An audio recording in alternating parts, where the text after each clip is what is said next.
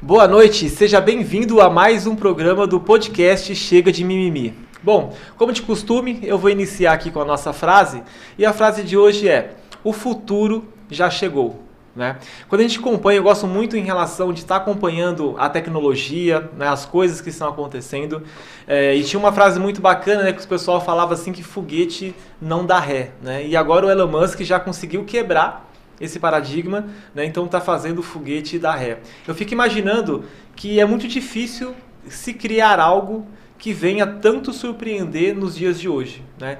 Ainda estou um pouquinho novo ainda, mas eu sou da geração que não tinha celular, né? O primeiro celular, aquele meio que tijolão lá da Motorola, sim, né? Aquele tijolão por sorteio, né? Para você poder ali, o custo que era, né? Então tinha que ter um poder aquisitivo bacana para poder se ter um aparelho.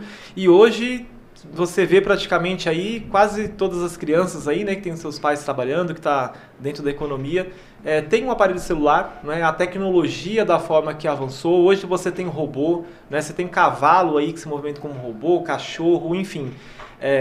Aonde a tecnologia chegou. Então tudo aquilo que a gente falava, né, um futuro, daqui a algum tempo mais para frente, então esse futuro já chegou. E a importância, né, que a gente possa estar conectado e acompanhando essa evolução, né? Não é isso, Priscila? Boa noite. É isso mesmo, boa noite. Boa noite para vocês aí de casa, sejam bem-vindos ao podcast incrível Chega de Mimimi, né?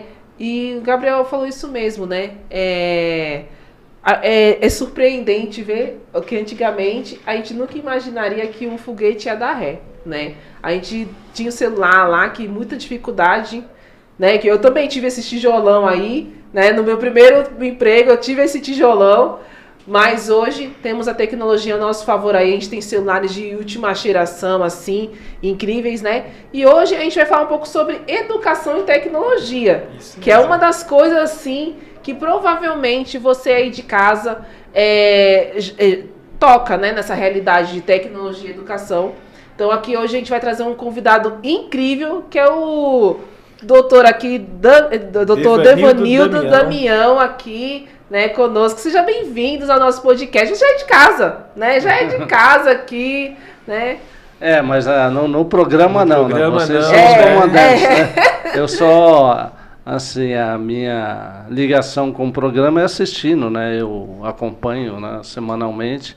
Gosto muito da proposta de vocês, uma proposta interessante de trazer conhecimentos, né? E vocês também buscam sempre se planejar, preparar a entrevista. Eu acho que isso faz um diferencial no programa e é importante, né? Porque só conversa ninguém está interessado, né? Você tem que ter um conteúdo, uma informação de qualidade e sempre com temas interessantes, né? Acompanhei vários temas aqui, aprendi, né, com as discussões. Eu fico muito feliz aí de ter sido convidado até na antivéspera, das festas aí de final de ano, e estou aqui para colaborar com vocês. Muito obrigada. E esse tema é importante, né? Porque vamos iniciar aí o próximo ano, logo mais, né? E o ciclo se começa novamente, né? Doutor Evanildo, fala só um pouquinho da trajetória do senhor, né? A gente sabe que o senhor dá aula na universidade, né? Quando o senhor foi jovem ali, terminou o ensino médio, o senhor já tinha esse pensamento de ser professor? Como é que chegou esse... A minha trajetória, né, assim, a realidade foi mudando muito, né, assim, à medida que eu fui crescendo, evoluindo, envelhecendo também, né, ganhando mais maturidade, os mercados foram mudando. Eu tinha uma trajetória de escola pública, né, assim, agradeço muito meus pais por ter dado a oportunidade de estudar, mas sempre com muita dificuldade, né, e assim, eu tinha uma vantagem de ter uma curva de aprendizagem rápida. Eu sempre tive destaque, né, na parte acadêmica, e eu me formei, né, num curso técnico em mecânica na Escola Federal. Legal. E aí eu fui para a empresa. Eu comecei numa empresa metalúrgica de rolamento, CNSK do Brasil, e aí eu comecei a desempenhar lá o papel, né, de técnico em mecânica, e eu tinha uma trajetória estava relacionada à questão de fazer uma carreira lá. Até eu tinha um processo de planejamento de ir para o Japão para ter algumas outras... Para mim poder aspirar a alguns cargos maiores, eu teria que ir para o Japão. Então até comecei a fazer um curso de japonês, mas no meio eu interrompi. Mas essa era uma trajetória que eu tinha. Que já era por conta da tecnologia, a questão do Japão. Tinha, porque eu fiquei muito encantado, porque foi aquele movimento da qualidade, né? Então, quando tem o movimento da qualidade, a NSK do Brasil era uma empresa que precisava muito e eu comecei a me inteirar sobre esses processos e acabei me apaixonando. E aí depois tem até uma ligação no futuro. Eu, né, então, estava lá na empresa e tinha essa ideia de trajetória. Eu gostava muito da parte técnica, mas aí eu comecei a assumir lideranças dentro da empresa. E aí, quando eu comecei a assumir lideranças, eu vi que faltava conhecimento de gestão. E eu falei, vou fazer a faculdade de gestão. E aí, fazendo a faculdade de gestão, né, a questão acadêmica veio forte também, né, que eu gostei muito, e era ligada à questão da própria qualidade. E aí foi toda a trajetória, né, de fazer a graduação, depois fazer o mestrado, depois fazer o doutorado. E aí foi essa ideia de fazer pesquisa. Quando você está numa área acadêmica, né, com mestrado, é importante também você estar ensinando. Sim. Então, se eu era professor, primeiro, né, eu era um aluno que auxiliava o professor lá, né, dentro das disciplinas na própria, né, universidade. Gostei também. Aí eu falei, vou começar a dar aula.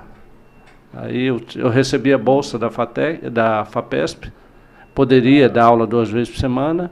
Eu comecei a dar aula. E já na graduação, seu Devanildo? Ou o senhor pegou não, na pós. Já pós-graduação. Para você poder dar aula, você tem que estar na pós. Né? Ensino médio foi o técnico que eu fiz em mecânica.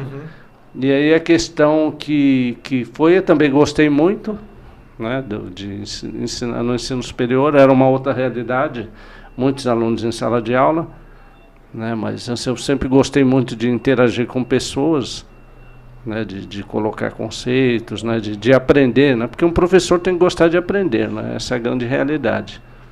E fiz carreira, né, então comecei a dar aula em 2000.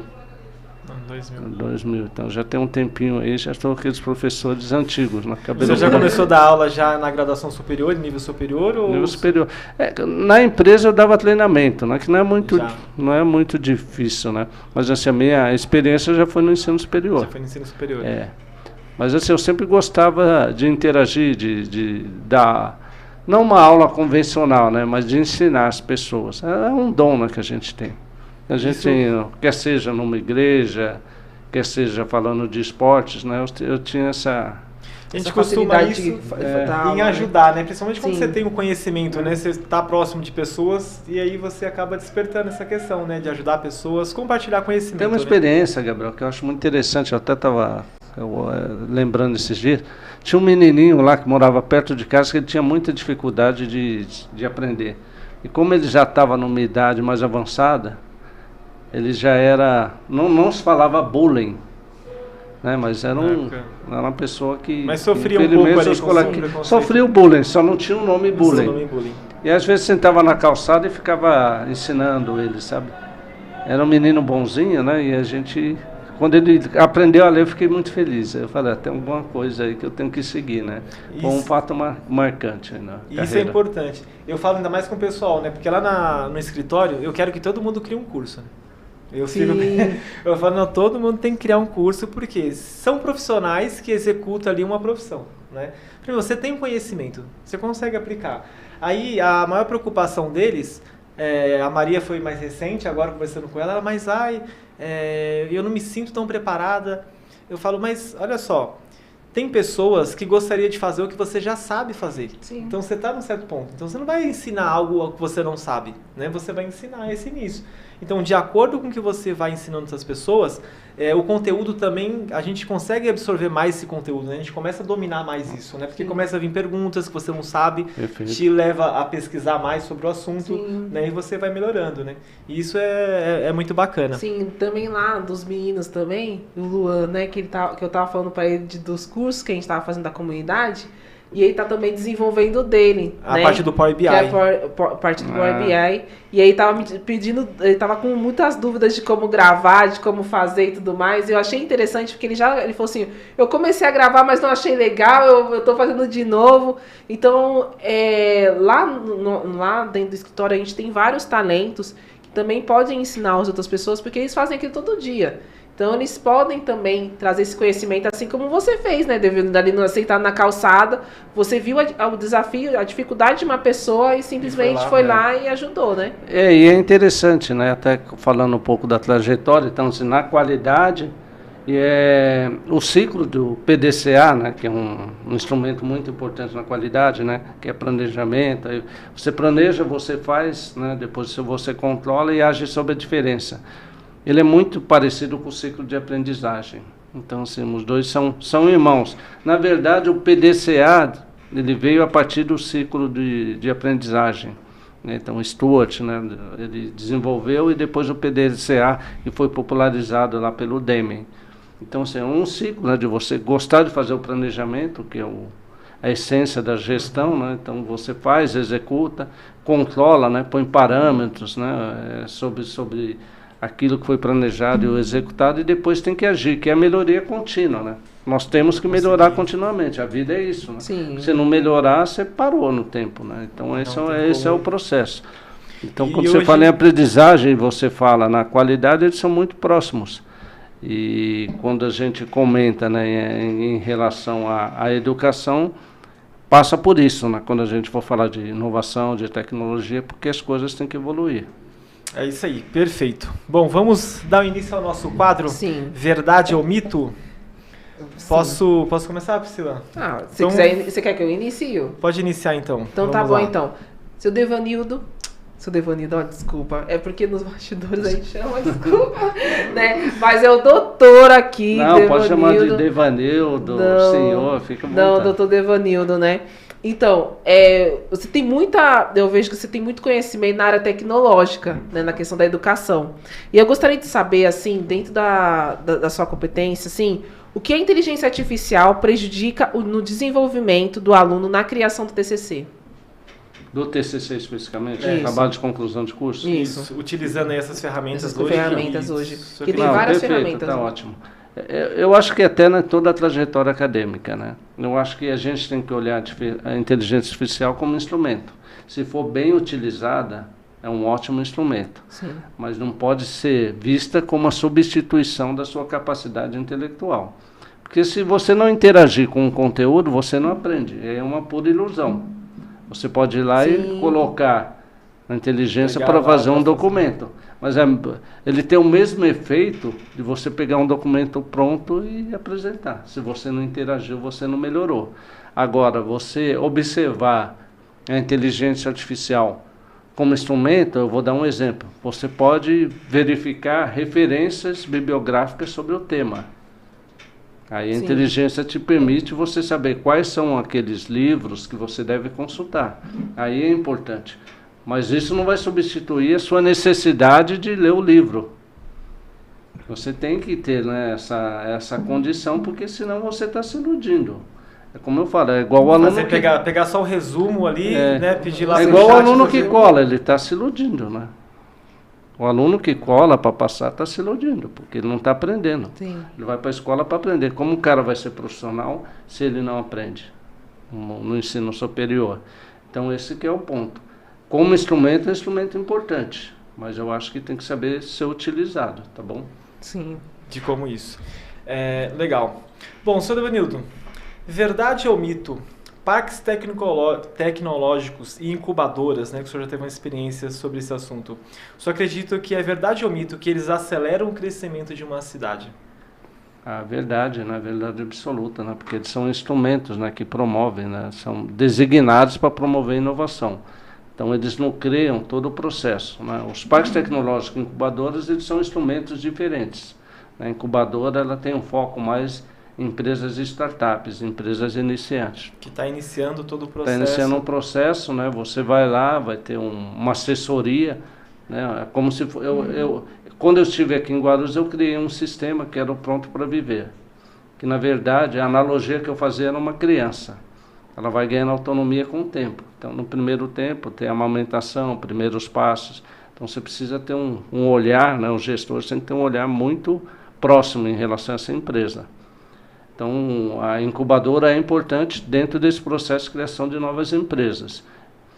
Quando você fala em parque tecnológico, você já está falando nessas iniciantes, mas você está falando nas médias e você está falando das grandes. Então inicia ali pela incubadora e depois vai... Não necessariamente, eu posso já ter empresas grandes que vão participar de um parque tecnológico. Porque eu vou dar um exemplo básico aqui, eu preciso de tecnologia industrial básica, eu preciso de ensaios destrutivos, né, fazer ensaios. Então no parque tecnológico eu posso pôr um organismo, como se fosse que a gente tem um IPT aqui em São Paulo, para fazer esses ensaios para auxiliar nisso. Então não vou conseguir ter garantia do meu produto se eu não tiver um terceiro, né, um organismo terceiro que vai atestar. Então eu coloco isso dentro do parque e eu consigo baratear o meu custo, as empresas se tornam mais competitivas. Tem alguns tipos de ensaios que a gente precisa fazer aqui, tem que mandar para o exterior. Então você imagina, o tempo que demora você perde competitividade, né? Então você tem um produto, mas preciso de um atestado, quem está me contratando, mas eu não consigo fazer o teste aqui. Esses espelhos de vidro é um exemplo, né, que eles estavam querendo desenvolver aqui por isso. Então tem todo esse processo.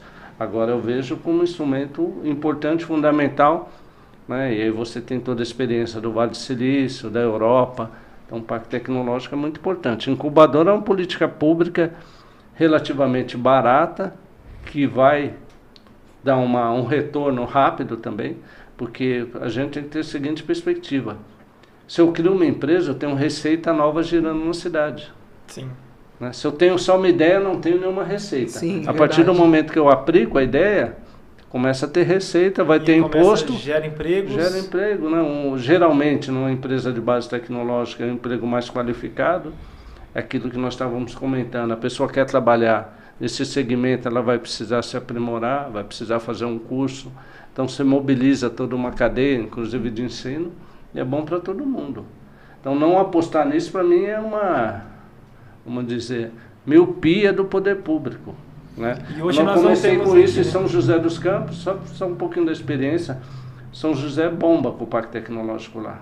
Sorocaba, nós levamos para lá a Toyota. Olha então só, você imagina o que é ter uma Toyota lá. É. Então foi pelo Parque Tecnológico. Eu posso afirmar isso que eu participei do processo. A Toyota foi para lá pelo Parque Tecnológico. Ela não está dentro do Parque Tecnológico. Ela foi lá porque tem um Parque Tecnológico. Que São José não se fala, né? Tanto de empresas que tem lá. Então, assim, é uma política pública que, inclusive, em Guarulhos nós conseguimos a área, mas a política não permitiu construir. Quem sofre é a população. De forma, o potencial que tem em Guarulhos, né? Muito, principalmente a quantidade de empresas, né? Nossa, aqui em Guarulhos tem muita empresa aqui dentro. Tem um parque industrial em Cumbica. Nossa, Guarulhos é aquele presente de Deus, que é o posicionamento. Né? Tem gente que fala, não, Guarulhos é uma logística perfeita. A logística é muito ruim. A gente tem que diferenciar. A gente tem um posicionamento bom, que é diferente de ter uma logística. Para ter logística, você tem que ter conhecimento. Então, por exemplo, você tem esse posicionamento muito bom. Você começa a ter logística, você começa a ter o TI embarcado aí num monte de coisa, que o Parque Tecnológico poderia fazer. Agora, você tem só o posicionamento, não tem nenhuma manutenção, né, com a construção de vias, acessórios, você está perdendo isso. Briguei muito para duplicar Monteiro aí, conseguimos a área, que é a base aérea, e a coisa não evoluiu. Porque o prefeito num dia acordou meio chateado e não assinou. O projeto. Ou então porque ele não gostava da pessoa que tinha conseguido. É assim que funciona. Infelizmente. Se a gente pensar, então a ideia ali da incubadora, pensando nessas empresas iniciais, a incubadora, eu lembro lá em Cumbica que nós conhecemos a primeira vez, né? Nós nos servimos lá. Um grande sucesso, né? Foi um grande sucesso. Seria ajudar esses empresários ali até certo ponto ali. Porque é um negócio bacana a gente conversar um pouco depois com o seu Devanildo nos bastidores, pedir uma ajuda ali, principalmente por conta da comunidade Chega de Mimimi que nós estamos desenvolvendo, né? Exatamente. Que é pensando o quê? É pegar esses empresários que estão iniciando ou aqueles que já iniciaram, mas perceberam que atropelaram as coisas, né? Porque às vezes a pessoa assim, vamos montar um negócio. Aí não se preocupa em abrir um CNPJ, né? Não se preocupa... Registrar sua marca. Organizar ali alguns processos. E às vezes o pessoal fala assim, que precisa muito de vendas. Tem empresa que se começar a vender demais quebra. Né? Porque ela não se organizou, né? E a incubadora, ela tem esse... A incubadora é um espaço, né, em que a gente pode encarar que Teve uma experiência muito interessante quando eu fui no Vale do Silício, que a gente queria replicar para cá. Eles tinham lá dentro da incubadora, você entrava, você tinha uma sala. Aquela sala, os empresários colocavam as demandas que eles tinham. Olha que interessante. Os estudantes olhavam lá a demanda, poderiam, com base naquela demanda, montar uma empresa. Sim. Eles iam ter a garantia do serviço vendido. Ou seja, a empresa coloca lá um exemplo, sei lá, uma empresa que vende óculos ali, alguma coisa, fala que precisaria talvez de uma lente precisa de uma lente X ou uma armação de com cor uma verde. alta demanda, a pessoa fala assim, poxa, eu consigo aqui com a tecnologia desenvolver esse produto para essa empresa. Então, das mais variadas questões. Ou então de serviços, que eles tinham muito lá também. Né? Preciso no serviço X, Y, Z. As pessoas iam lá e faziam. Então, passa por isso, né? Então, é essa articulação que é importante, né? Entre as demandas que as empresas têm e a oferta que pode ser dada para solucionar. Então, você aproxima esses dois mundos. Essa é a essência de um ambiente de inovação, né? Falando conceitualmente, ambiente de inovação serve para isso. Atender as demandas, né, de empresas. A inovação é importante para quê? Para gerar dinheiro novo. Né? Sim. A gente tem que ser bem objetivo. A demanda, ela tem que atender, né, um apelo econômico, um apelo social. Eu posso ter uma inovação na área social, tudo bem. Né, optei por isso. Mas ela tem que ter um resultado que permite saber que você teve um benefício. Senão não é uma inovação. Né? Isso eu sempre digo quando eu dou aula, é o seguinte, a invenção é livre, você pode inventar qualquer coisa. Agora, de fato, a sua invenção não vai ter nenhum... Uma inovação, de fato, eu falo assim, uma inovação precisa ser algo que de fato vai trazer um resultado diferente. Tem que ser aceito pelo mercado. Hoje fala muito em mercado, né? Pela questão política, mas pelos atores tem que ter. Ou então, não ser o dinheiro, né, a moeda de troca, mas ser um benefício social. Eu posso inovar em algo para querer beneficiar um grupo de pessoas que tem uma dependência. Mas aí dá um exemplo, aqueles aparelhos de ginástica, por exemplo, ali nas praças, que algumas foram colocados, infelizmente algumas não com a manutenção, mas foi uma inovação, né? Tentar trazer ali... No primeiro momento foi importante isso. Né? Fazer com que a pessoa possa ter um exercício físico sem pagar uma academia, porque são aparelhos simples, porém já tira a pessoa do sedentarismo. Sim. Não é isso? E fazer próximo da sua residência também, né? Porque tem muitos parques que é próximo de residências. Porque Guarulhos tem algumas praças bonitas, tem que infelizmente estão uma próxima aqui que é linda, né? E algumas abandonadas, infelizmente, né? Mas antes que os moradores tomam conta. Sim. Se você for lá agora, está toda enfeitada com iluminação. Os próprios moradores tomam conta. Mas eles, assim, lá já mudou esse fluxo porque eles sabem que eles têm que tomar conta. Então, dos prédios lá, eles investem. Para poder tomar conta ali, tomar conta. Agora, tem várias outras que não se conseguem. Até ter instrumentos para fazer isso, né? Algumas empresas querem tomar conta de praças. Às vezes ficam receosos pela essa interação com o poder público. Porque às vezes o cara vai lá, não, tomo conta de tal praça. E aí falando da experiência que eu tenho com o poder público. Aí depois tudo o poder público começa a pedir do cara. Aí o cara se afasta, não tem jeito. Ele desincentiva a pessoa, o próprio dono de empresa a cuidar da praça ali. Uma pessoa cuidar da praça ali, né? Isso é importante, né, Gabriel? O poder público tem que sinalizar positivamente, né, para os empreendedores, porque senão a relação fica muito ruim. Quando fica de desconfiança, a coisa não funciona, que é o que teve aqui nesses últimos anos em Guarulhos. Por isso que a cidade não evoluiu mais. Guarulhos tem um potencial muito bom pelo posicionamento. Não dá para copiar. A gente está aqui, a gente tem que agradecer até a pessoa, eu sempre falo, né? A gente falava muito mal do Maluf, eu sou uma dessas pessoas. Mas o aeroporto aqui foi uma bênção para a cidade. Sim, meu pai era fã do Maluf. O IVA aqui, o maior IVA que nós temos na cidade, salvo engano, é querosene para aviação. Então, essa riqueza depende, que é diretamente ligada ao aeroporto. Sim. As empresas que estão lá, são muitas empresas que estão lá no aeroporto. Então, Guarulhos sem um aeroporto estaria muito mal. Sim. Muito mal, né? Eu acho que, se eu não me engano, eu tinha ouvido num debate principalmente pensando na questão do aeroporto, acho que o Eloy Pietá, ele queria fazer ali no Marreio um centro ali para eventos, não era? Teve uma definição política muito ruim, né, em relação ao presídio naquela área ali próximo ao aeroporto. Isso daí passa até a questão nacional, até por uma questão internacional. Por exemplo, se você vê um presidente americano, ele não pode ficar em Guarulhos pela questão do distanciamento de presídios. Essa política é boa, ruim, não sei, mas existe essa política. Então, assim, como Guarulhos, né, tem essa condição de ter o maior aeroporto da América do Sul, um dos maiores da América Latina, aeroporto internacional, esses, né, os presídios, né, porque é todo um complexo, né? Sim, ali a gente precisa entender que é um complexo grande. Poderia ser em outra região. Não precisaria usar ser todo ali. Aquele espaço ali, principalmente para reuniões internacionais, né? O quanto que a cidade ganharia. Porque em vez do Paembi, ficaria ali. Sim, porque via ali perto, né? Porque, pensa bem, não importa de onde está, um aeroporto internacional, a pessoa desce ali, poderia ter hotéis aqui para ficar bem seguro e poderia ter grandes eventos. A hotelaria ia ser beneficiada também, né? Todo o sistema, né, seria beneficiado. E fora que porque essas pessoas que vêm, quando você vai num congresso,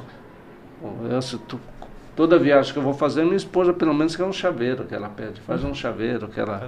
Então você vai fazer algum tipo de compra, né? O seu filho pede, no mínimo, né? Então imagina o potencial aí que porque você pega grandes eventos em São Paulo, aí a pessoa tem que vir para o aeroporto de Guarulhos, descer aqui, pegar todo esse trânsito aqui, toda essa rodovia para poder ir para São Paulo, ficar lá. E até você falou num ponto, até alguns amigos que eu tenho de eles falam, quero descer em Congonhas, porque é mais próximo. Então ele priorizava Congonhas por isso, né? Por causa dessa questão de... E se a gente fosse pensar, não sei, aí é uma pergunta, né, que eu não tenho informação, uma pergunta até fora do script aqui. Em Guarulhos não tem um departamento, seja do governo, alguma coisa assim, que pense nesse tipo de inovação, né? Ficaria pelo prefeito mesmo, a cada governo, tentar pensar... Então, Guarulhos tinha uma coisa muito diferenciada, que era a Agência de Desenvolvimento e Inovação, que era a Agende. A Agende, né? A Agende, assim, ela era dentro, né, de um sistema lógico, político, municipal muito diferenciada, que ela tinha essa função de pensar o futuro. Poderia, de certa forma, ali pensar em algumas inovações, até para levar para a prefeitura ali, dar uma pressionar, ajudar a pressionar um pouco ali e buscar essa... E o que você tinha, né, dentro do corpo da Agende, né? A Agende era uma entidade privada, os empresários participavam. E aí eles participavam, ela gerenciava a incubadora, mas também você tinha diversos projetos. E aí o que você falou, tinha a questão da pressão. Hoje, quando a gente fala, né, na Alça Norte, do Rodanel, ligando com o aeroporto, era uma demanda da gente. A gente que foi lá demandar. Quando você fala que teve um terreno para um parque tecnológico, foi a gente que demandou. Então, assim, tinha um corpo técnico, mas tinha também lideranças empresariais que iam, né, e conversavam, articulavam com o governo. Porque o segredo é você articular o tecido empresarial que existe na cidade, que é importante, a academia, né, que tem que estudar, né, as universidades, e você e o poder público. Tem que ter essa interação. Quanto mais interação tiver, melhor o tipo de solução. E a essência desses modelos de tríplice hélice que a gente fala, que os modelos de tríplice hélice que fomentaram o surgimento dos ambientes de inovação, como um instrumento para você desenvolver os países. Então, tem uma questão de sinergia entre esses atores, tem que ter ambiente, tem que ter articulação.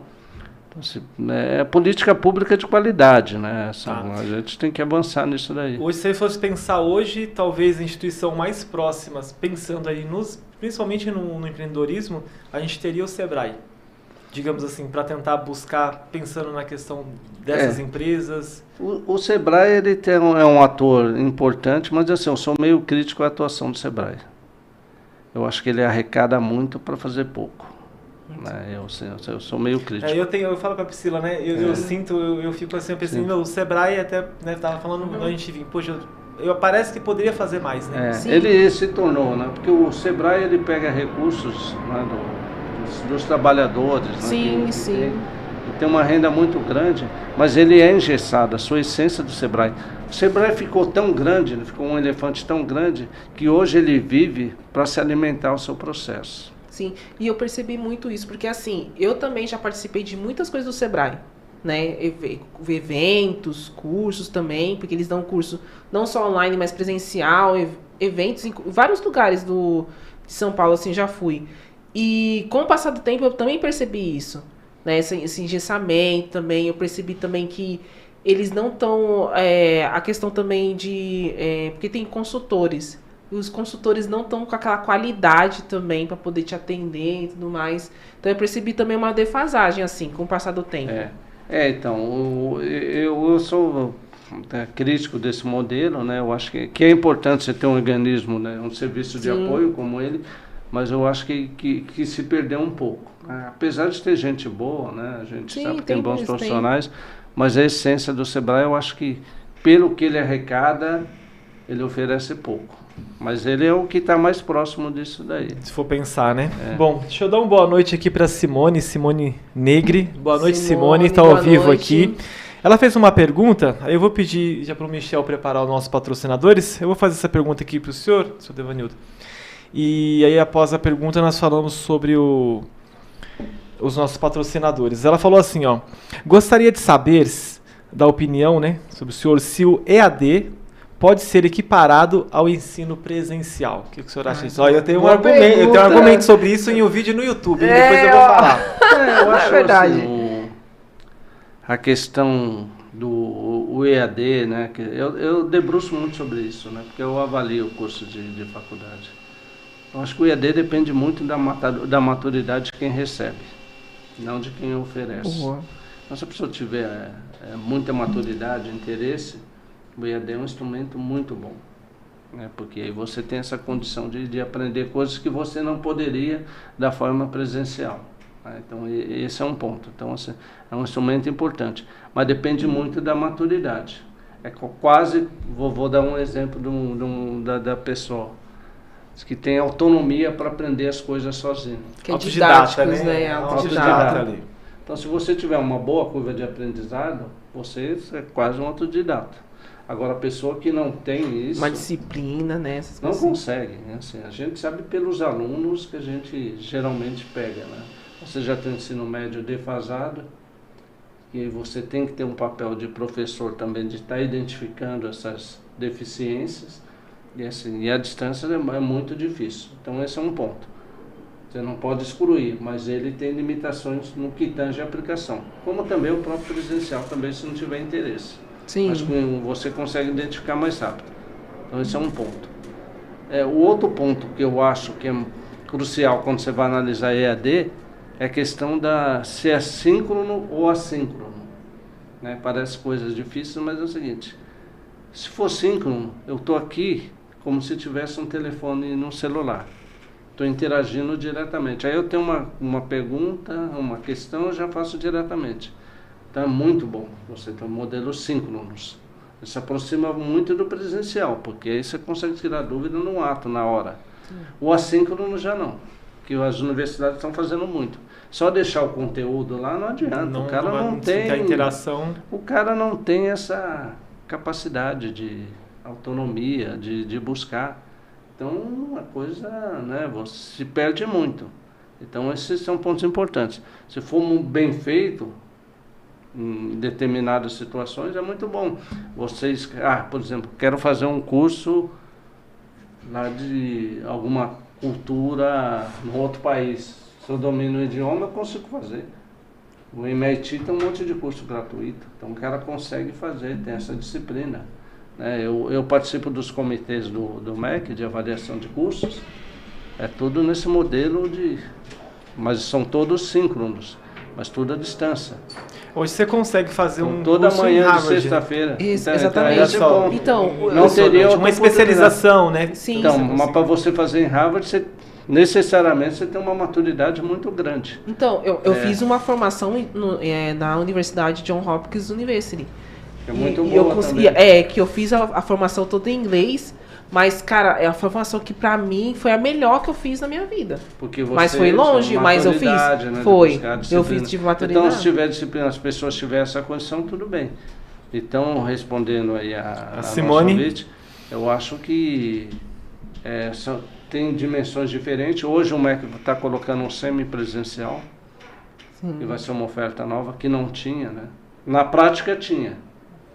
Na prática porque tinha, quando mas não estava... Os caras tiravam a quinta e a sexta, não tinha aula. Então, é isso mesmo, porque na faculdade que eu fiz pedagogia, também era desse jeito. Então. 2 dias eu ficava em casa estudando na plataforma e o restante era presencial. Então, agora assim, a gente tem que saber, por isso que eu falo que é muito crítico, né?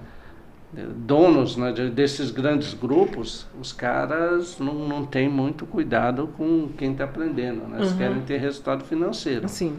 Cara, eu vejo cada coisa analisando aí os processos no MEC, que se eu for enumerar aqui, é gato contra o rato. A gente fica procurando ver onde eles deixaram brecha, porque eles... Eu vou dar um exemplo, não sei se vocês sabem. Todo curso que ele é EAD, por lei, 10% tem que ser atividades de extensão. Não. Atividades de extensão não são aquelas diretamente ligadas à disciplina, aos currículos, mas são aquelas desenvolvidas em benefícios da sociedade e do seu entorno. E esses 10% tem que ser presencial. Isso envolve alguma questão sobre, por exemplo, ação de teatro, alguma coisa assim, não? Poderia até ser, dependendo porque na do Inove curso. eu fiz letras na Uninove e aí era EAD. Né? Então, assim, ia Uninove, letras EAD, eu achei bacana. Eu estudo muito online, então eu comecei a fazer letras e fiz marketing na Uninter. Eu não gostei muito da plataforma da Uninter, sou sincera a falar, melhorem, né? Porque vocês vão ganhar mais alunos. E é grande, né? Agora o Uninove eu achei bacana, principalmente a de letras. Eu sei que tem, né, reclamação, não são perfeitos ali, porém a gente precisava escrever muito. Porque contava a nota, a gente tinha que escrever, eram 2 artigos por semana que a gente tinha que escrever, e a gente tinha que comentar pelo menos 3. Que aí ficavam os supervisores ali olhando. Se tiver supervisão. E tinha que ter comentário assim, não era, não, muito legal, tá? Tipo, do seu amigo, né? Não, legal desse tema, tal, não. Então eles colocavam o tema, e aí você não tinha, ele até falava, né, gente, aqui não é ensino fundamental para falar que você tem que escrever 15 linhas, que você tem que escrever, mas faça um comentário inteligente, né, questiona. Então ele deixava aquele espaço ali. Então eu achava muito bacana e tinha uma aula ao vivo a cada 15 dias. Não era muito, mas né, já tinha uma Não, interação. mas assim, se você tiver, né, a questão é básica, você tem que ter, isso é norma. É de 2021, então você tem uma normativa, uma resolução que tem que ter. Se não tem, você abaixa a sua nota, na sua avaliação. Um monte de instituição de ensino superior não tem. Toda semana analisa os critérios, tá? Tem até de cabeça os critérios 1.4, que é estrutura metodológica, metodologia 1.6, 1.5, que envolve unidades curriculares. Tudo isso implica na presencialidade, que tem que ter nesses 10%. Porque é comprovado que um curso não pode ser totalmente à distância. Sim. Isso já são estudos, né, avançados que se tem. Você tem que ter uma parte, né, de interação presencial. Por isso que ele tem essa divisão espacial. Até porque a maioria deles, de uma forma ou outra, depois que a pessoa se forma, ela vai ter uma interação com outras pessoas, né? Então... Sim. Agora, nessa questão que você colocou de ter um curso no exterior, é uma maravilha, uma oportunidade que a tecnologia proporciona. Sim, sim. Tomara que várias pessoas, né, tenham essa disciplina, tenham esse ponto de fazer. Tem algumas plataformas que são muito boas, né, vai mostrando a sua evolução. Tem você muito, interage sim. em cada etapa, vai por melhorar também. Agora, não você querer colocar um monte de pessoas, né, você não tem limite do número de pessoas, tem que ter também. Sim, sim. Cada professor, cada tutor, tem que ter um número limitado de alunos para ele poder dar atenção. Senão você vai escrever lá esse texto, quem vai ler, quem vai acompanhar? Quem é o validador? Eu gosto muito de conselhos, órgãos colegiados, porque se aprende com o outro, né? Você não está falando sozinho, né? Ninguém é autossuficiente em tudo. Então você aprende com o outro. Se eu vou para a faculdade, eu aprendo com o professor, aprendo com os amigos, aprendo sobre o mercado. É um campo muito rico, né, dessas interações com outras pessoas, né? Tem objetivos comuns. Então, assim, a questão presencial é muito importante por isso, né? Sim. Em termos de networking, a questão de mercado. Então, é algo a ser avaliado. Então, O que eu acho que tem que ter? Você tem que ter diferenciação em termos de perspectiva. É um curso EAD? Tudo bem, é um curso EAD. Analisa. Quem quer fazer o EAD, né, faz o EAD. Quem quer fazer o presencial, faz o presencial. Quem agora tem um semipresencial, faz o semipresencial. Você não pode ter um presencial que 40% da carga acaba sendo em EAD e você está achando que está fazendo o presencial. 40% é muita coisa, né? Sim. E são 2 dias na semana. Sim. Aí tiram as aulas dos professores na quinta e na sexta. Aí economiza a faculdade. Vocês entenderam como funciona? Uhum. Então é muito difícil a situação. Eu tinha um projeto logo no início que eu comecei a... comprei um dos cursos, né? Falando que vai ficar rico online, aí você tinha que gravar material. Então eu comecei uma jornada aí com meus pano verde, chroma key e tudo mais. E o nome do projeto era TI no EAD. A ideia futuramente era criar um curso, um treinamento para ajudar as pessoas a aprender online. Porque quando eu descobri a internet online, apesar que eu comecei lá em 2006 a mexer com Photoshop, que eu comprei uma revista e um DVDzinho lá do Photoshop, uma banca de jornal, né, para mim poder aprender lá em casa sozinho. E não tinha YouTube como tem hoje na informação para poder tirar a dúvida. O meu irmão fez todo um curso de engenharia naquelas apostilas. Eu esqueci qual que é o nome. Eu lembro. De mecânica que chegava um monte de apostila técnico, apostila amarela, vinha nos né? correios, aquele negócio lá. Então ele se formou tudo nisso. Então assim, nesse na época canal... do Michel, né? Na época do Michel. Então nesse canal eu gravei 5 vídeos, tá? Não são todos os cursos, é claro. Você vai estudar medicina, faz sentido, né? Um EAD, você vai... Então... mas sem cursos... educação física, EAD. Não, Você entende? Assim, agora na nossa área, marketing, ainda mais, muito mais focado na parte digital. Né? Aí faz que foi uma dor minha quando eu fui fazer lá na Uninter. O que acontece?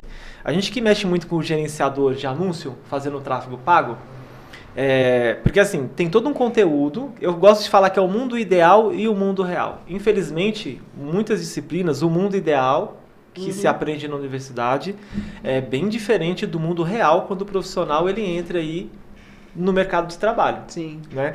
Então, essa semana, tem 2 semanas, eu já estava à noite, terminei, acho que é quase umas 9 horas da noite. Estava no escritório ainda, eu precisava fazer uma campanha. Na hora que eu abri o gerenciador, tinha atualizado. Eu só fechei, falei, amanhã eu faço. Eu vou ter que estudar de novo agora, ver o que mudou o gerenciador. E a universidade, ela não consegue acompanhar isso, né, doutor Evanildo? Então, a universidade depende, né? Você teria condições para fazer isso, mas tem que ter processo, né? Você só consegue fazer as coisas com processo. Então, a forma como a instituição de ensino encara a questão do EAD vai fazer a diferença. Em termos de instrumentos para você melhorar, até a inteligência artificial, você tem muitos recursos que você pode ter bons cursos, mas aí depende da motivação. Dele, né? Quando você faz só dentro dessa perspectiva de reduzir custo de professores, que é que a maioria está fazendo? E não pensar de como de fato pode... Eu, por exemplo, você está lá numa sala de aula, às vezes super lotada, na universidade, tem muitos alunos ali que às vezes está fazendo aquela graduação para agradar o pai, às vezes, ou alguma situação não ou para ganhar dinheiro, porque fala assim, essa professora vai ganhar dinheiro. Aí, ou seja, ele não está ali, eu gosto de falar com a alma, né? Ele não está aprendendo ali com a alma, tá? E tem um outro interesse se iludindo, né? Por detrás. Às vezes uma garotada nova, né, que não está muito aí com a vida. Às vezes o professor fala alguma coisa, não tem como o professor dar atenção para todos os alunos. Né? Assim como poderia. Uma limitação de números de alunos é importante, né? Porque eu já cheguei a dar aula para mais de 100 alunos, é difícil.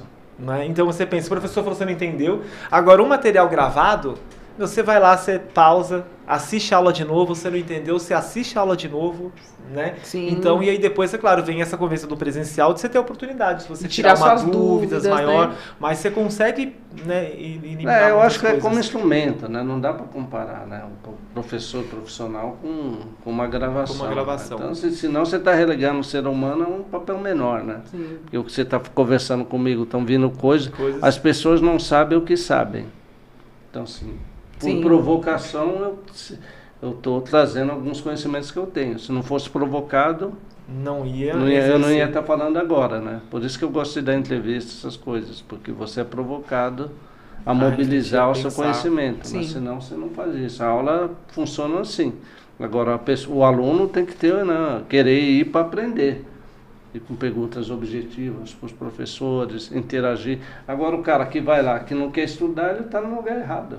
É isso que eu falo, né, Só perdendo tempo, para né? alguns alunos, né, que felizmente está diminuindo. Eu falo, pô, está perdendo seu tempo, você está no lugar errado. Né? Outra coisa, sexta-feira, eu falo, nunca vou competir com o barzinho. Eu falo, não, se você acha que o barzinho é uma coisa importante, vai ser mais atrativo para você. Não tem jeito de eu competir. Só não atrapalha os outros, né? Vai pro barzinho. Você quer o quê? Presença? Vamos. Porque não... Vem aqui, dá a mão para mim, eu te dou presença. Não faz sentido. Sério. Né? Mas Então, vamos chamar os nossos patrocinadores para a gente poder fazer as próximas. E iniciar no próximo quadro. Sim. Bom, JFS Seguros, né? Final de ano chegando, Natal já está próximo aí, né? 5 dias para o Natal, hein? 5 dias para o Natal. Nossa, que maravilha.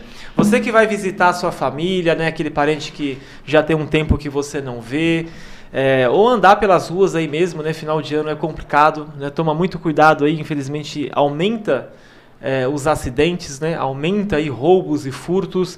E se você tem o seu carro, eu costumo dizer, né? Não deixe seu sonho se tornar um pesadelo, né? Só você sabe aí o quanto você lutou, trabalhou para poder conseguir esse sonho aí que você tinha e às vezes por um valor baixo, né, comparado ao risco que você possa ter, você não coloca aí um seguro no seu veículo, tá?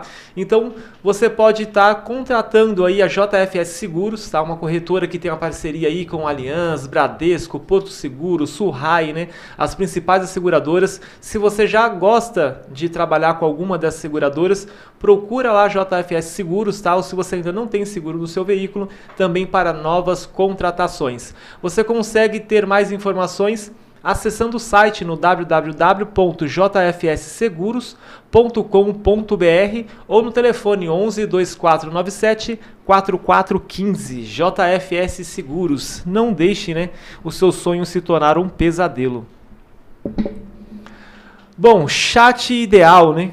O sistema ideal para poder fazer a automação aí do seu atendimento, seja você pensando aí num marketing ativo, né, buscando novos leads, buscando novas vendas, ou para o seu atendimento de saque, né, você que tem já bastante clientes aí, tem um volume de pessoas que procura aí algum tipo de informação, de suporte sobre o produto ou serviço que você vendeu.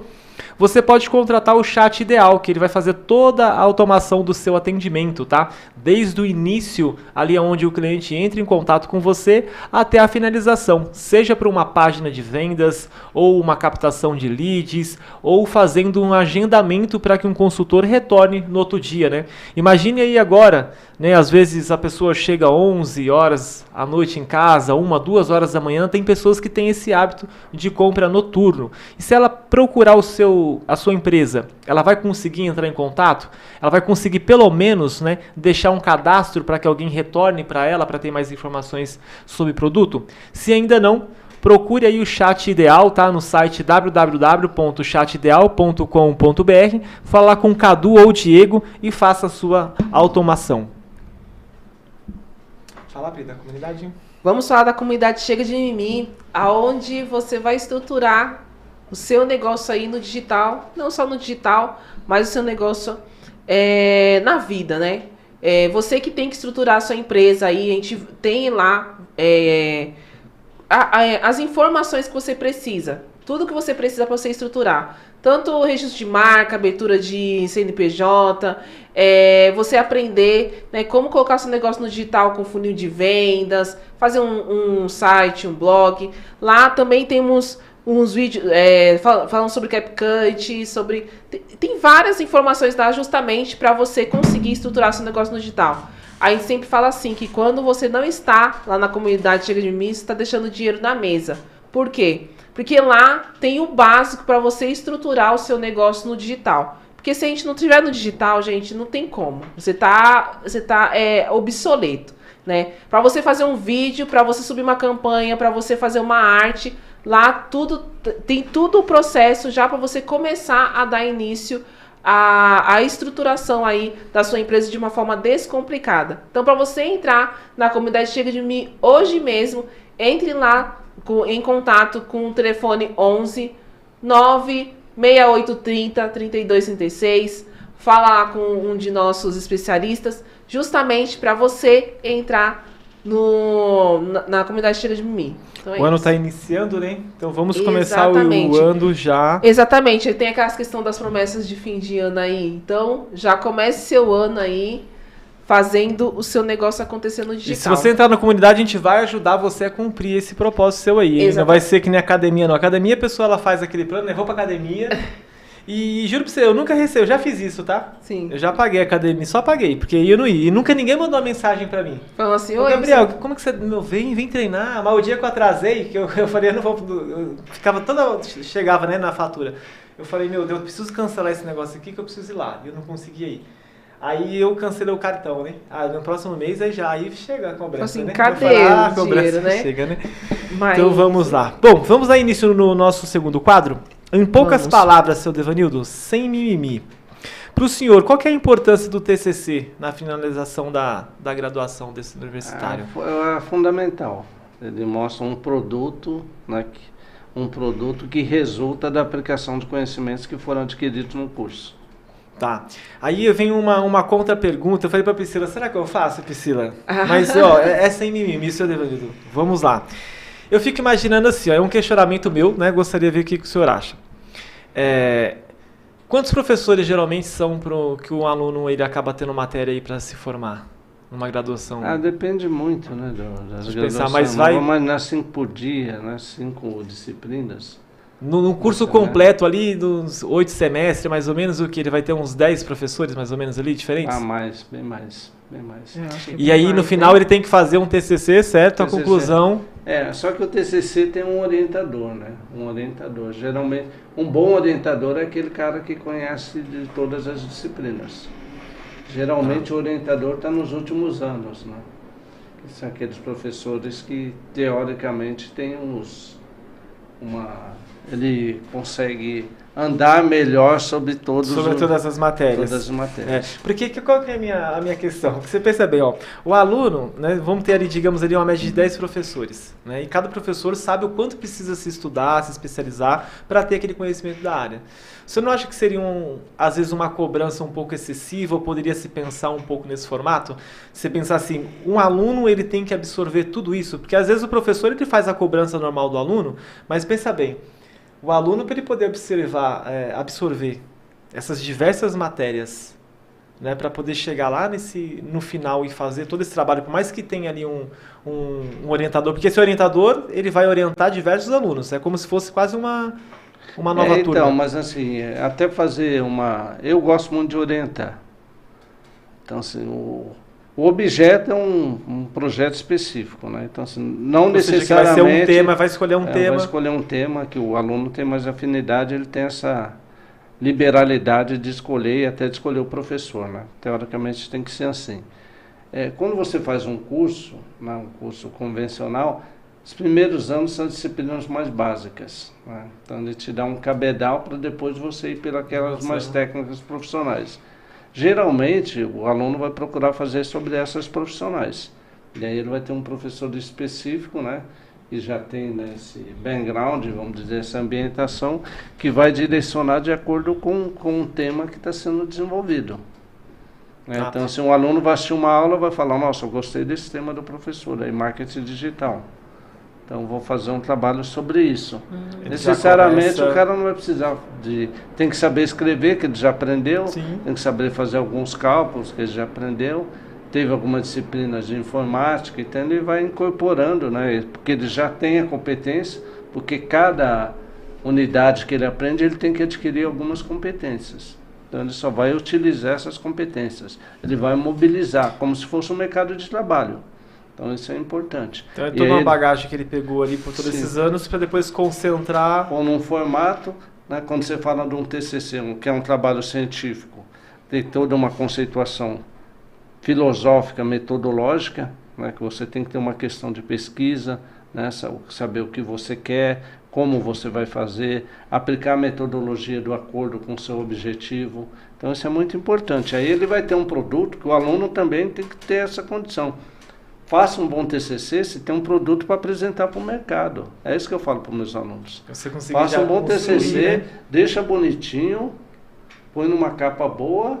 Se for procurar emprego, leva ele debaixo do braço. Porque você está mostrando o quê? Que você consegue entregar um produto.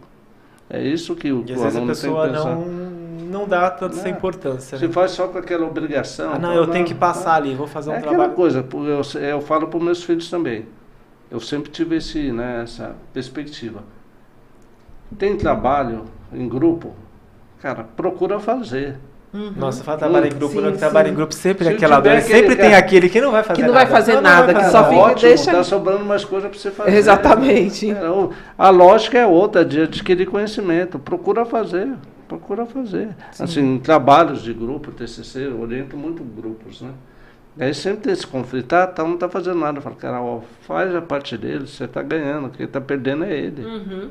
Porque só o diploma na mão, depois não vai trazer nada. Aí fica aquela pessoa estagnada no mercado, porque não fez nada, tá com o currículo na mão... E às vezes não entende, né? Não entende por que ele não tá fazendo. Depois vai ver, nossa, eu não sei fazer isso. Não sei fazer isso. É a pior coisa, você ter a formação e não saber fazer. Às vezes eu menti no currículo, né? Mentir que sabe fazer, não sabe fazer. Porque você tá praticamente... vamos lá. Inicialmente, uma empresa ali, né? Ou seja, o que for, vai avaliar o currículo dele, né? Ele acredita que ele tem ali um conhecimento sobre aquelas competências que ele... porque assim, já tem uma estruturação metodológica. Sim. Isso já é... Cada curso...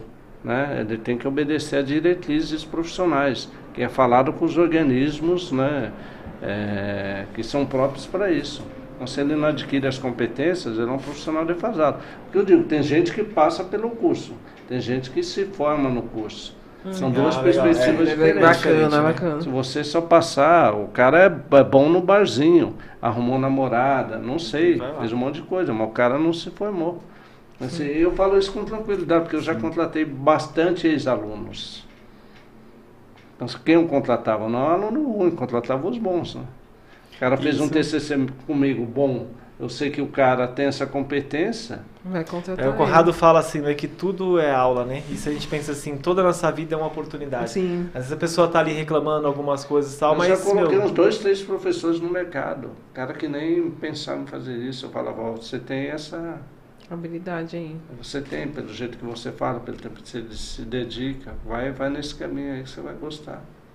E assim, quando era coordenador, até dava chance, eu gostava muito de dar chance. Foi um período bom aí da... Segunda pergunta, Pri. Sim, e aí, pegando também esse gancho aí, sobre a educação, o que você acha, assim, o que falta, em poucas palavras, tá? Sem mimimi aí, o que falta em tecnologia e inovação para melhorar a educação aqui em Guarulhos? Quer dizer, falar de Guarulhos de forma geral é complicado. Né? Se eu for falar de ensino público, falta pensando nas universidades. Nas universidades, né? Vamos falar de forma geral. Eu acho que falta você fazer a adequação dos conteúdos, das propostas, dos objetivos, né, com a infraestrutura que a universidade oferece.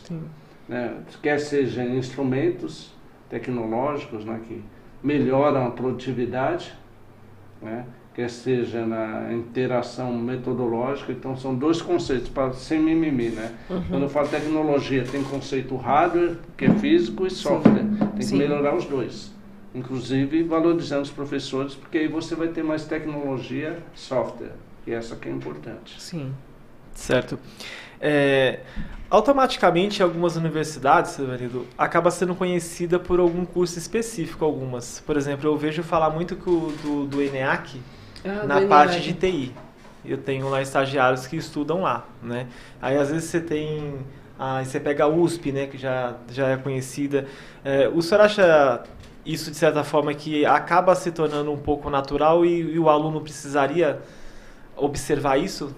Tentar buscar, porque a questão, até do presencial com EAD que a gente falou, né? Porque assim, imagina, às vezes a universidade lá em Minas Gerais tem um curso, sei lá, de medicina fantástico, mas porque tem um professor muito bom lá. né? Então, às vezes, aí a pessoa, para ela poder ter esse conhecimento com esse professor, acaba tendo que se locomover até lá. Sim. O online conseguiria aproximar. Sim. Né? Mas eu acho importante o aluno ele acabar fazendo essa pesquisa. A análise é importante, assim, vai um pouquinho, né, a gente tem que retroagir um pouquinho. Instituição de ensino superior, você tem 3 modalidades. Você tem só faculdade, você tem centro universitário e você tem universidade. Né? O número de cursos que vão ter em cada uma desses modelos é diferente. Né? Então, faculdade, eu posso ter só um curso numa faculdade. Centro universitário já tem que ter uma gama maior de cursos. Na universidade eu tenho que ter quase todas as áreas. Então, isso tem uma diferenciação. Isso é importante por quê? Porque tem mais interação com áreas de conhecimento. Então, já é um ponto para o aluno verificar. Essa questão específica de cursos, né, e aí você tem cursos específicos, né, melhor aplicados em determinadas entidades de ensino, aqui em Guarulhos eu só vejo se o cara analisar o quadro de professores. Se tem um quadro que muda muito, rotatividade muito alta, provavelmente é porque a entidade não valoriza. Outro ponto, se eu fosse dar um conselho para o meu filho, eu peguei a ver a questão da carga horária. Se uma carga horária compatível com o curso. Sim. Isso é importante também. Se eu penso nesse caso da carga horária, principalmente nesses cursos tecnológicos que eles derrubaram ali esses semestres para poder conseguir dar graduação. Mas tem que estar de acordo, né, com as unidades principais. Né? Eu não consigo conceber um curso de engenharia com 2 horas de aula por dia, como algumas instituições. Não existe. Isso é tentar enganar as pessoas. Cara. Sim, entendi. Não tem. Porque o cara sai da faculdade de engenharia sem saber fazer cálculo.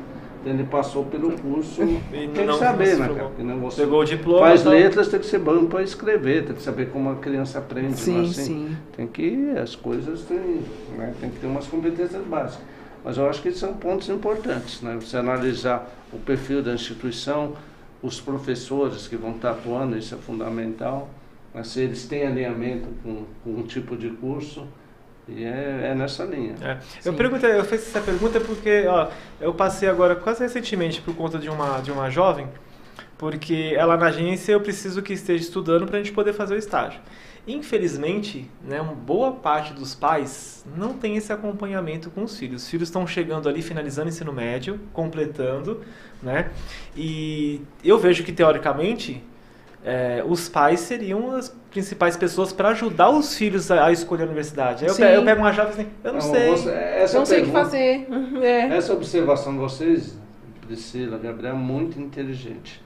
Mas a gente precisa entender um conceito mais geral. Vocês me permitirem. Sim, não, maravilhoso. É importante. Mas porque imagina a quantidade de jovem finalizando e quando fala assim, qual universidade eu vou fazer? Então, né? E os pais, muita gente... Eu vou fazer uma analogia, eu acho que vai ficar... música. A gente tem um conceito que uma música é boa pelo número de repetições que toca na rádio. Sim. Não é critério para avaliar se a música é boa. Música boa, geralmente, a gente escuta pouco. Sim. Não é verdade? Música. Mas o que essas entidades, grandes grupos fazem? Ele repete, faz propaganda. Mas o ensino, geralmente, não é bom. Essas que estão fazendo muita propaganda. Só que isso fica incutido aonde? Nos pais. Nos pais, na mente, né? Tá ali. O cara escuta lá muito tal entidade que está na novela das 8, ele acha que é bom, mas não é bom. Porque ensino, ele ganha muito dinheiro com escala. Mas ele não pode ser tratado como escala. É igual medicina. Se eu for tratar medicina com escala, um número de pessoas, eu não tenho um bom serviço. Então tem que ter volume. Só volume. Então, assim, dá essa ilusão. Aquela entidade que faz muito marketing, elas gastam muito nisso, porque elas já sabem que dá uma percepção de qualidade que elas não têm. E aí elas conseguem escala. Então, por isso que eu falei, eu preciso me alongar um pouquinho, porque não é tão simples. Sim. O que parece não é realidade. Eu posso falar agora com tranquilidade de já estar atuando há muito tempo. Mas eu falo com precisão. Sim. É que nem assim, a minha filha, né? A minha filha tem 15 anos. E eu já venho preparando ela, as duas, na verdade, né? A de 12 anos, ela gosta de desenhar muito. Então, preparando a questão de uma coisa de arte e tudo mais. Belas artes, né? Você já começa a olhar para belas Você artes. já começa a olhar para essa questão. Agora, a minha de 15 anos, eu falo assim, ó, você tem que... Ela fala assim que queria fazer moda, tava querendo fazer moda. E aí eu falei assim, então assim, você vai fazer uma ETEC, vou colocar você na ETEC. Fui lá, fiz o curso, dei curso pra ela na ETEC e tudo mais, ela estudou, só que ela não conseguiu passar.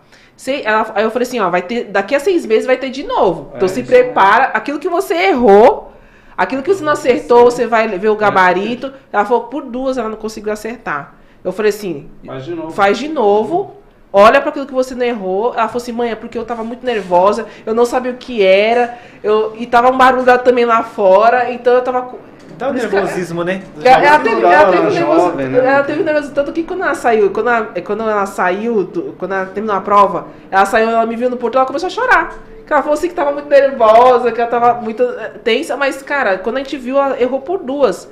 Então você foi muito bem na prova. Eu não lembro, quando eu era jovem, eu fui fazer eu não lembro onde, mas teve um deles que antigamente gabarito você tinha que marcar, pintar. Sim, tinha que pintar, né? Teve um desses que eu pulei uma. Não é nem assim, você nem depois você vai lá e vai ser pintando os quadradinhos, tudo certinho. Foi na época, eu não sei se foi Senai, algum curso. Sim. Eu ia muito bem se eu tivesse... Feito direitinho assim, né? Mas se fosse agora, o que eu ia fazer? Eu ia dar um jeito de pedir um outro lá pro... O cara ia ter que arrumar, né? Tem que fazer. Jovem... Você fica com medo, né? Você fica com medo assim, né? Porque falava, ó, tem que então presta atenção no gabarito. Olha, errei isso. Então, a Thaís fala isso mesmo. Ela fala muito assim, mãe, eu tenho que prestar muita atenção no gabarito, porque quando a gente faz no caderno de perguntas, né? A gente faz direitinho, mas quando chega no gabarito, tem que fazer bem direitinho para não errar. Uma dica que eu dou que pode te ajudar: tenta fazer várias repetições de acordo com o modelo do teste. Isso ajuda muito. Porque aí você vai focar só no conteúdo, porque a forma você já tem. O número de questões, tem uma metodologia de descarte. Então isso é importante ir testando. Porque sempre vai ter umas 2 absurdas que você já tira logo de cara. E aí você vai se concentrando, aumenta a probabilidade de acerto. Então, vai eliminando aquelas principais ali. Saber como é o teste é importante. Então vou fazer ETEC, pega questões lá e vai testar. Passadas. Sim. O banco de dados não é tão amplo assim, né? Não dá para ficar mudando sempre. Pode dar até sorte que algumas se repitam. Sim. Se não repitam na essência, pelo menos no conceito. Então, é o que vai fazendo sem vergonha, né? Não acertou na primeira, vai tem que continuar, né? Sim. Mas aí ela tá indo no tempo ainda da descoberta. Ela tem 15 anos, aí ela foi... Aí depois de 6 meses que ela fez... Que a gente ia fazer, que ela ia fazer de novo, ela foi fazer na agência dele lá, né? Aí ele falou assim, mudei todo o meu pensamento. Se encantou, né? Ela se encantou, ela falou assim, mudei todo o meu pensamento. Eu acho que eu vou fazer de outra forma, vou pensar um pouco melhor. Você é jovem. Ela tem 15 anos, né? O que fizer vai agregar. O pessoal muda, o Luan fazia mecatrônica. Quando ele entrou lá. Sim. Aí, só que eu contratei ele pro estágio porque eu vi que ele tinha feito um curso de Power BI no Senac. E eu precisava de uma pessoa para poder começar a gerar uns relatórios em Power BI para mim, que ia ser a solução. E lá ele entrou e ele começou, ele falou, trancou o curso dele e trocou para desenvolvimento de software de TI, de sistema. Né? Falei, Gabriel, eu vou trocar porque eu tô gostando disso daqui, né? É o que eu tô fazendo no dia a dia, então acho que agora vai ser mais interessante. Aí tá vendo, até eles trocaram, então tá no tempo ainda. O meu tá entrando no último do médio, o Davi, né? Eu tenho 2, né? O outro tá entrando agora no ensino médio, o outro tá terminando. Aí agora a gente vai começar a verificar, né? O que eu digo tem maturidade, gostar de estudar, vamos ver, né? Eu falo para eles um monte de habilidades, pode ser economista, pode ser administrador, pode ser engenheiro. Eu falo para eles, não tenta se apegar que você vai ter que tomar decisão pro resto da sua vida, né? Então veja uma área que pelo menos você se sinta confortável ali, né? Que não fica tão pesado. Inicia, termina o seu curso, né, porque aí você começa a ter um recurso financeiro, você vai pegar mais experiência. Se amanhã ou depois você for fazer uma transição, mas você já tem uma profissão ali. Sim. Né? Você já está ali. E pensando, como a gente fala muito no mundo do empreendedorismo, Sr. Devanilton, e a hora avançando, né? Na opinião do senhor acredita que poderia ter uma matéria, talvez ali em todos, podemos dizer assim, praticamente em todos os cursos de graduação, né? Uma matéria sobre empreendedorismo? Eu vou além, eu acho que o empreendedorismo tem que estar no ensino básico, na minha visão. Já iniciando, né? Na escola mesmo, no ensino fundamental, ali no ensino médio. Fundamental, assim, tem alguma coisa em termos de fundamental.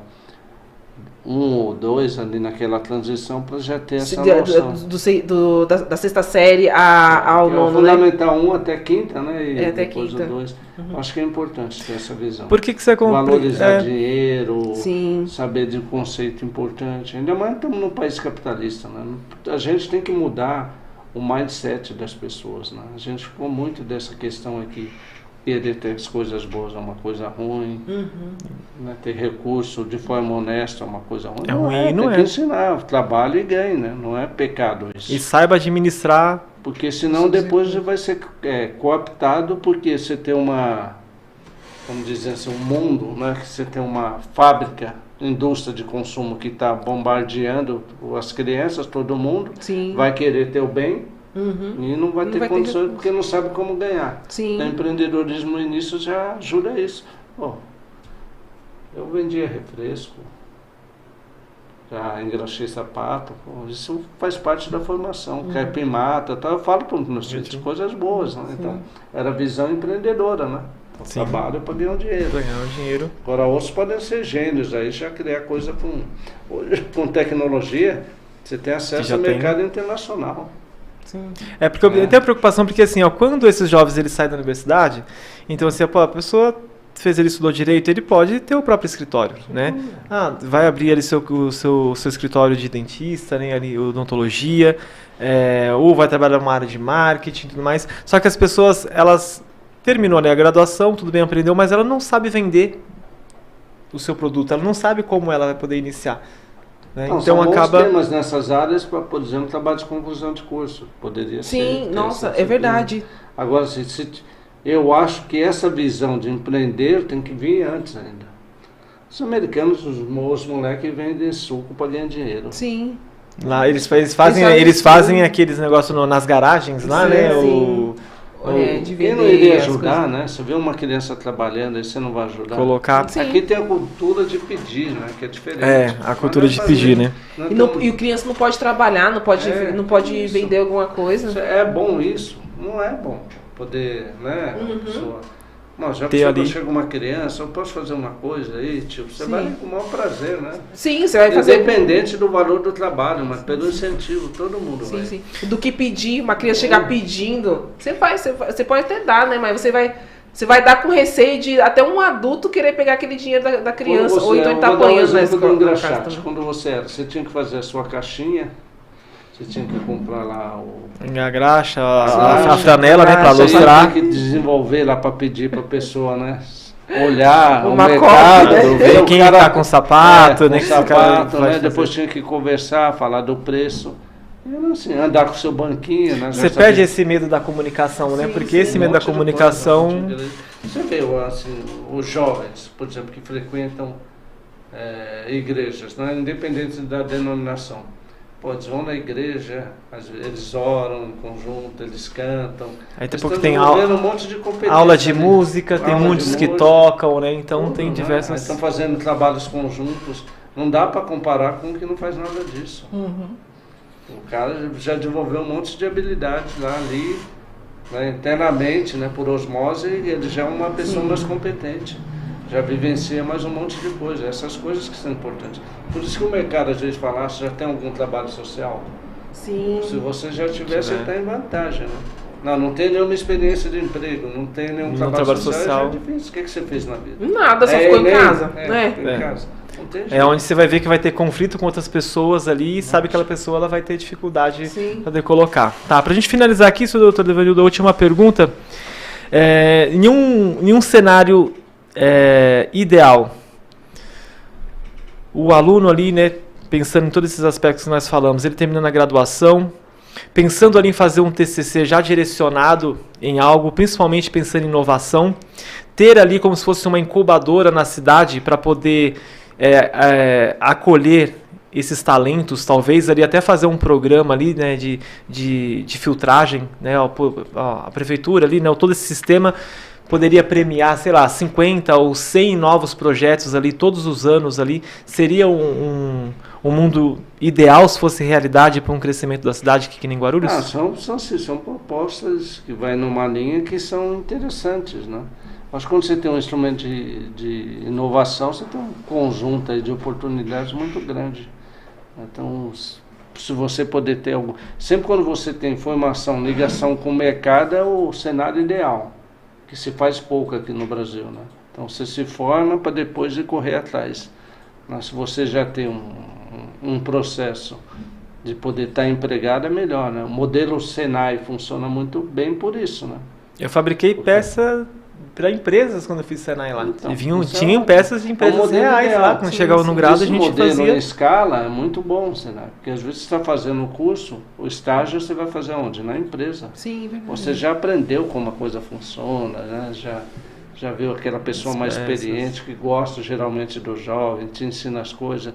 Esse é um modelo que tem que ser replicado. Coisas boas têm que ser replicadas. E para as a empresas incubadora pensa nesse modelo também, né? Então, você tem uma ideia, fiz um projeto de TCC bom, que tem uma viabilidade, submeto.